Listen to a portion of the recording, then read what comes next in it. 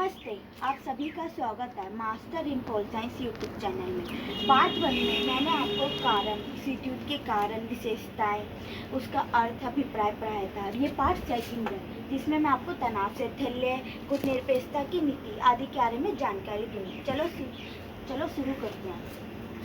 सैन्य संधियाँ, जो संगठन की थी कि कौन कौन से गुट में कौन कौन सी संधियाँ की थी, मैं इसके बारे में आपको पूरा डिटेल में बताऊँगी।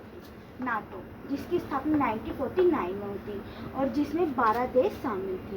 इसमें 12 देश शामिल थे, उसमें मुख्य रूप से अमेरिका, ब्रिटेन, फ्रांस आदि देश शामिल थे।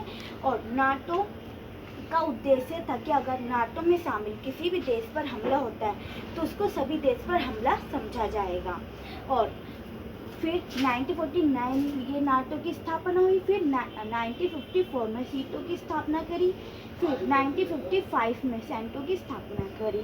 इन तीनों में नाटो सबसे ज़्यादा महत्वपूर्ण है। पेपरों में नाटो के बारे में बहुत ज़्यादा पूछा जाता है कि कौन से सन में बना, इसमें कितने देश शामिल थे।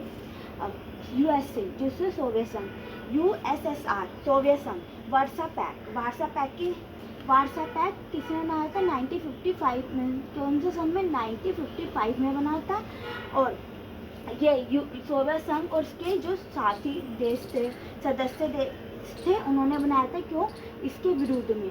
किसके विरुद्ध में बना था? नाटो के विरुद्ध में बना था हमारा वार्सा पैक्ट। इसमें अगर नाटो के विरुद्ध में हमारा वार्सा पैक्ट की संधि की गई थी। किसने? सोवियत संघ और पूर्वी यूरोप के देशों सभी ने मिलकर। छोटे देशों के महाशक्तियों के गुट में शामिल होने के कारण, ये पेपरों में पूछा जाता है 2 या 3 मार्क्स का। तो जो छोटे देश थे जो आज़ाद हुए थे नए, तो अब वो महाशक्तियों के गुट में शामिल क्यों होते थे? इसके कारण है पहले सुरक्षा के लिए।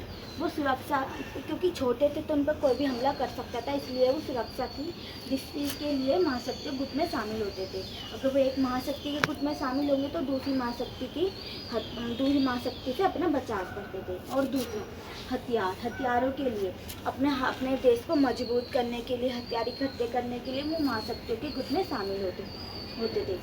आर्थिक मदद के लिए, क्योंकि छोटे छोटे देश थे, इतना धन नहीं था कि अपना ज़्यादा विकास कर पाएँ, इसलिए महाशक्तियों के गुट में शामिल होने से वो अपना आराम से विकास कर पाते थे, जिससे कि अपने देश का अच्छी तरह विकास कर पाएँ और अपने देश में जो गरीबी, भूखमरी, ये समस्याएँ, इन पर विजय पा पाएँ, इसलिए इनके महाशक्तियों के गुट में शामिल होते थे।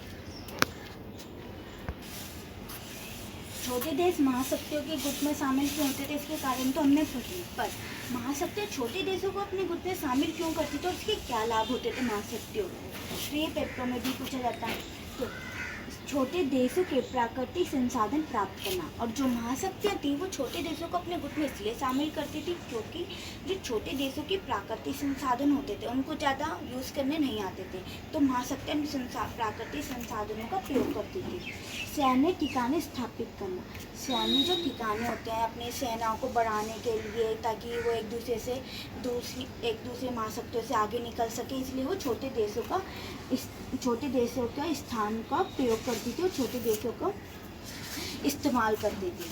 आर्थिक सहायता प्राप्त करना, आर्थिक सहायता प्राप्त करने के लिए भी वह छोटे देशों को अपने गुट में शामिल करती थी। भू क्षेत्र के लिए, ताकि वह अपना सेनाओं का संचालन कर सके, अच्छी व्यवस्था मिल जाए, जिससे कि वो अपनी ज़्यादा से ज़्यादा शक्तियाँ प्राप्त कर सके, इसलिए वो छोटे देशों को अपने गुट में शामिल करती थी।